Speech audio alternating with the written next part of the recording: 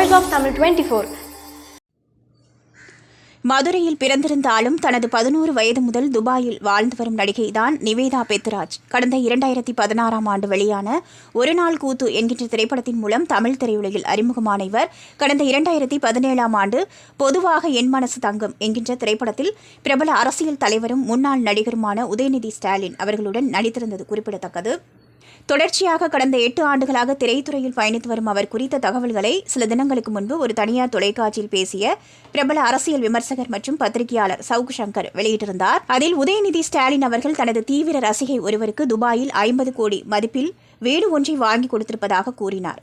அந்த ரசிகை வேறு யாருமல்ல நிவேதா பெத்ராஜ் என்றும் அந்த பேட்டியில் வெளிப்படையாகவே கூறினார். அவருடைய அந்த பேட்டி பெரிய சர்ச்சையாகிய நிலையில் இந்த விஷயம் குறித்து தற்பொழுது மனம் திறந்துள்ளார் நடிகை நிவேதா பெத்ராஜ். இதுகுறித்து அவர் வெளியிட்டுள்ள எக்ஸ் தள பக்கத்தில், கடந்த சில நாட்களாக எனக்காக பெரும் தொகை செலவிடப்பட்டதாக ஒரு தவறான செய்தி வலம் வந்து கொண்டிருப்பதை நான் அறிவேன். முதலில் இது குறித்து பேச வேண்டாம் என்று அமைதியாக தான் இருந்தேன். ஆனால் ஒரு விஷயம் குறித்து பேசும் முன் அதன் உண்மைத்தன்மை அறியாமல் இப்படி ஒரு பெண்ணின் வாழ்க்கையை அழிக்க அவர்களுக்கு எப்படி மனம் வருகிறது என்று எனக்கு தெரியவில்லை. இது கடந்த சில நாட்களாகவே எனக்கும் என் குடும்பத்தாருக்கும் மிகப்பெரிய மன உளைச்சலை தருகிறது. தயவு செய்து இது போன்ற தவறான செய்திகளை பரப்ப வேண்டாம். நான் மிகவும் கட்டுக்கோப்பான குடும்பத்திலிருந்து வந்தவள். என்னுடைய 16 வயது முதலிலேயே எனக்கான செலவுகளை நானே பார்த்து கொள்ளும் அளவிற்கு என்னை என் பெற்றோர் வளர்த்தனர். நாங்கள் கடந்த 20 ஆண்டு காலமாக துபாயில் தான் வசித்து வருகிறோம்.